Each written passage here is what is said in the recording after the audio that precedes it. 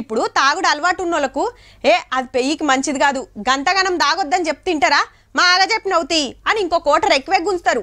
అరే గుడ్కాలు గాతీర్ల బుక్కక్రా ఆయంత క్యాన్సర్ వచ్చి పోతావని ఎంత మొత్తుకున్నా నాకు కాదు నా తోకకి చెప్పన్నట్టే వేస్తారు. ఏండ్ల కాంచెలి అలవాటైన పానమాయే అంత అలకగా మానమంటే సుత తిప్పలే అనొద్దు గాని కొందరు ఆఫీసర్లు సుత ఒక అలవాటు అస్సలు మాంతలేరుల్లా. సూర్యాపేట జిల్లా చేపల శాఖ చెరలో ఓ అవినీతి చేప ఏసీ బొల్ల వాళ్ళకు చిక్కింది. పెద్ద ఆఫీసర్ పేరు రూపేందర్ సింగ్.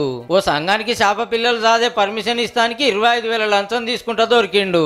ఈ ఆఫీసులో రేపే సార్ ఆఖరి డ్యూటీ, ఎల్లుండి ఇంకో కాడికి ట్రాన్స్ఫర్ ఉంది. పోత ఉత్తగెట్లా పోవాలి, ఆఖర్ల సుధా స్ట్రిక్ట్ గా డ్యూటీ చేయాలని లంచం అడిగినట్టుండు. గమ్మత్ ఏందంటే మన సార్ మునుపు 2 మాటలు ఏసీబీకి దొరికినా ఏకనా మందం మారలే. ఏముంది అట్లా పోతాం ఇట్లా వస్తాం అనుకునే తట్టుండు.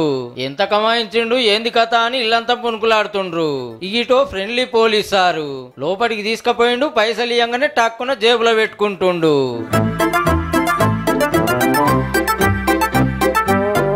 యాదాద్రి జిల్లా సంస్థాన్ నారాయణపూర్ స్టేషన్ లా భూమి కొట్లాటల స్టేషన్ కొత్త లంచం అడిగిండట.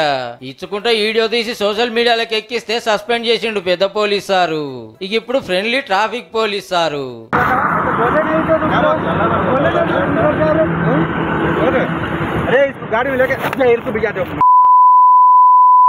రోడ్డు మీద లారీ ఎందుకు ఆపినామని చెంపమించి జరుచుకుంటా చెప్పరాని బూతులు తిడుతున్నాడు హైదరాబాద్ జీడిమెట్ల ట్రాఫిక్ ఎస్ఐ గారు.